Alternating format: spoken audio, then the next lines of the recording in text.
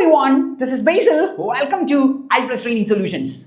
10ാം class യോഗ്യതയുള്ള ആൺകുട്ടികൾക്കും പെൺകുട്ടികൾക്കും ഇന്ത്യയുടെ രഹസ്യാന്വേഷണ വിഭാഗം spy agency of India intelligence ബ്യൂറോയിലേക്ക് ഒരു നോട്ടിഫിക്കേഷൻ വന്നിട്ടുണ്ട്. നമുക്കറിയാം ഇന്ത്യയുടെ ഹോം അഫയേഴ്സ് മിനിസ്ട്രി ഡയറക്റ്റ് ആയിട്ട് നടത്തുന്ന എക്സാമിനേഷൻ ആണ് ഇന്റലിജൻസ് ബ്യൂറോയിലേക്കുള്ള എക്സാംസ് എന്ന് പറയുന്നത്. അതായത് നമ്മുടെ ഇന്ത്യക്ക് 2 സ്പൈ ഏജൻസികളാണ് ഉള്ളത്. ഒന്ന് റിസർച്ച് അനലൈസ് വിങ് റോയും, ഒന്ന് ഇന്റലിജൻസ് ബ്യൂറോ IB-യുമാണ്. റോയിലേക്ക് നമുക്ക് ഡയറക്റ്റ് റിക്രൂട്ട്മെന്റുകൾ ഒന്നും ഉണ്ടാകാറില്ല, പക്ഷേ IB-യിലേക്ക് നമുക്ക് സ്ഥിരമായി ഡയറക്റ്റ് റിക്രൂട്ട്മെന്റ് വരാറുണ്ട്. ഇത്തവണ വന്നിരിക്കുന്നത് 10ാം ക്ലാസ് യോഗ്യതയുള്ളവർക്കാണ്. 18 വയസ്സ് മുതൽ 27 വയസ്സ് വരെയുള്ളവർക്ക് ഈ എക്സാമിനേഷൻ അപ്ലൈ ചെയ്യാൻ സാധിക്കും. അതായത് ജനറൽ കാറ്റഗറിക്ക് 27 വയസ്സ് വരെയുള്ളവർക്ക് ഈ എക്സാമിനേഷൻ അപ്ലൈ ചെയ്യാൻ പറ്റും. OBC ആണെങ്കിൽ 3 വർഷം ഏജ് റിലാക്സേഷൻ ഉണ്ട്. 5 വർഷമാണ് SC/ST കാരുടെ ഏജ് റിലാക്സേഷൻ എന്ന് പറയുന്നത്. For both boys and girls can apply for this examination. 18 വയസ്സാണ് എന്നുള്ള കാര്യം നമ്മൾ പറഞ്ഞു. 10ാം ക്ലാസ് യോഗ്യത വെച്ച് അപ്ലൈ ചെയ്യാൻ പറ്റും. അതായത് നിങ്ങൾ +1 സ്കൂളിൽ പോയിട്ടില്ലെങ്കിൽ പോലും നിങ്ങൾക്ക് ഈ എക്സാമിനേഷന് അപ്ലൈ ചെയ്യാൻ സാധിക്കും. ഇനി സാധാരണഗതിയിൽ നമ്മുടെ കേരള PSC എക്സാമിനേഷൻസ് പോലെ 10th യോഗ്യതയിലുള്ളവർക്ക് സാധാരണഗതിയിൽ ഈ ഡിഗ്രി ഉള്ളവർക്ക് അപ്ലൈ ചെയ്യാൻ പറ്റില്ല എന്നൊക്കെ പറയാറുണ്ട്. പക്ഷേ IBയുടെ പ്രത്യേകത എന്ന് പറയുന്നത് നിങ്ങൾക്ക് ഡിഗ്രി ഉണ്ട്, പോസ്റ്റ് ഗ്രാജുവേഷൻ ഉണ്ട്, ഇനി PhD ഉണ്ടെങ്കിലും നിങ്ങൾ 18 വയസ്സിനും 27 വയസ്സിനും ഇടയിലാണ് എങ്കിൽ നിങ്ങൾക്ക് 10ാം ക്ലാസ് യോഗ്യത ഉണ്ടെങ്കിൽ നിങ്ങൾക്ക് ഈ എക്സാമിനേഷന് അപ്ലൈ ചെയ്യാൻ സാധിക്കും. അപ്പം നമ്മൾ നോക്കാൻ പോകുന്നത് ഈ എക്സാമിനേഷൻ എങ്ങനെയാണ് ക്രാക്ക് ചെയ്യാൻ സാധിക്കുന്നത്, അല്ലെങ്കിൽ എന്താണ് ഇതിന്റെ ലാസ്റ്റ് ഡേറ്റ് എന്നൊക്കെയുള്ള കാര്യമാണ് നമ്മൾ നോക്കുന്നത്. വെൽസോ നമ്മൾ ഓൾറെഡി പറഞ്ഞു നമുക്ക് ഈ എക്സാമിനേഷൻ നോട്ടിഫിക്കേഷൻ വന്നിരിക്കുന്ന പാറ്റേണിനെ കുറിച്ച്. ഇതിൽ നമ്മൾ ഏറ്റവും കൂടുതൽ ശ്രദ്ധിക്കേണ്ട കാര്യം എന്ന് പറയുന്നത് നമ്മളുടെ രാജ്യത്ത് ഉള്ള നാഷണൽ ലെവലിലുള്ള ഒരു എക്സാമിനേഷൻ ആണെങ്കിലും നമ്മൾ മലയാളികളുടെ അഡ്വാൻറ്റേജ് എന്താണ് എന്ന് ചോദിച്ചു കഴിഞ്ഞാൽ നമ്മൾക്ക് ഇവിടെ പാറ്റേണിൽ നോക്കാൻ നിങ്ങൾക്ക് കാണാൻ പറ്റും. നമ്മുടെ എക്സാമിനേഷൻ വരുന്ന കാറ്റഗറി എന്ന് പറയുന്നത് നമുക്ക് പ്രധാനമായിട്ടും ട്രിവാൻഡ്രമാണ്. അതായത് കേരളത്തിന്റെ കാറ്റഗറി എന്ന് പറയുന്നത് ട്രിവാൻഡ്രമാണ്. അതായത് മലയാളം അറിയാവുന്നവർക്ക് മാത്രമേ ഈ എക്സാമിനേഷൻ എഴുതാൻ സാധിക്കുകയുള്ളൂ. അതായത് നാഷണൽ ലെവലിലെ ബാക്കിയുള്ള കുട്ടികൾ ആരും നാഷണൽ ലെവൽ എക്സാം ആണെങ്കിലും ഈ എക്സാമിന് നമുക്കൊരു കോമ്പറ്റീഷൻ അല്ല. മലയാളിയിൽ മാത്രമേ ഈ എക്സാമിനേഷൻ എഴുതാൻ സാധിക്കൂ. കാരണം നിങ്ങൾക്ക് മലയാളം അറിഞ്ഞിരിക്കണം. ആൻഡ് നമ്മളുടെ വേക്കൻസി വരുന്നത് 334 വേക്കൻസികളാണ് വന്നിരിക്കുന്നത്.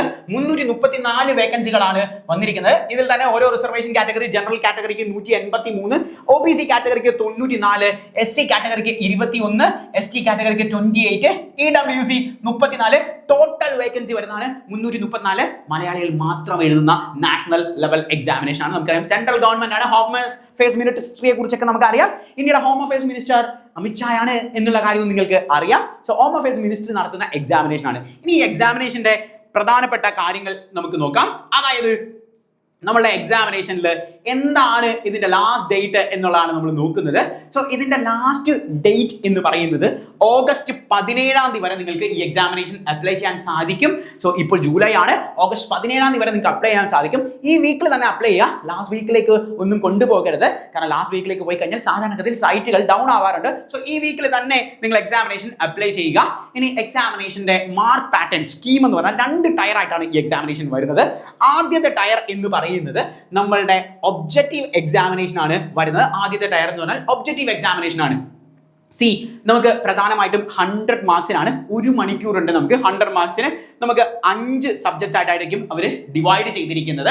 അതായത് നമ്മുടെ ബേസിക് സാധാരണഗതിയിൽ നമ്മുടെ SSC മോഡൽ എക്സാമിനേഷൻസ് എല്ലാം എങ്ങനെയാണ് വരുന്നത്, സ്റ്റാഫ് സെലക്ഷൻ കമ്മീഷന്റെ അതേ മോഡൽ പാറ്റേണിലാണ് വരുന്നത്. General awareness, quantitative aptitude, numerical ability, English language, general studies, ഈ 5 വിഭാഗമായിട്ടാണ് ഇതിനെ ഡിവൈഡ് ചെയ്തിരിക്കുന്നത്. നിങ്ങൾക്ക് സെക്ഷണൽ കട്ട് ഓഫ് ഒന്നുമില്ല. നിങ്ങൾക്ക് എല്ലാത്തിനും കൂടി 100 മാർക്സ് ആണ് വരുന്നത്. നെഗറ്റീവ് മാർക്ക് വരുന്നത് 1/4 ആണ് എന്നുള്ള കാര്യം കൂടി നോക്കുക. രണ്ടാമത്തെ ടയർ എന്ന് പറഞ്ഞാൽ ഡിസ്ക്രിപ്റ്റീവ് ടൈപ്പ് ആണ്. ഡിസ്ക്രിപ്റ്റീവ് ടൈപ്പ് എന്ന് കേട്ട് നിങ്ങൾ ടെൻഷൻ ഒന്നും ആവേണ്ട.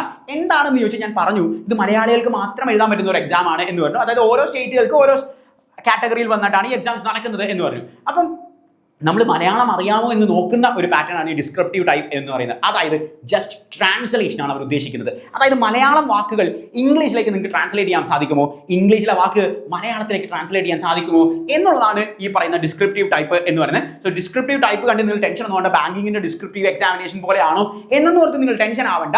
അതായത് വളരെ സിമ്പിൾ ആയിട്ടുള്ള ഒരു പാറ്റേൺ ആണ്.